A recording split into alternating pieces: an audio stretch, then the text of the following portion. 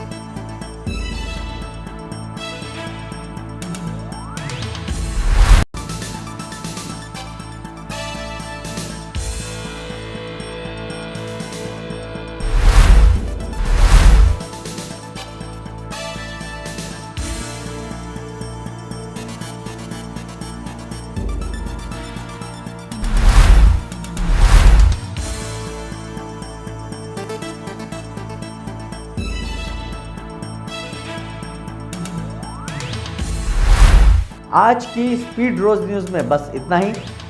मिलते हैं अगली न्यूज में।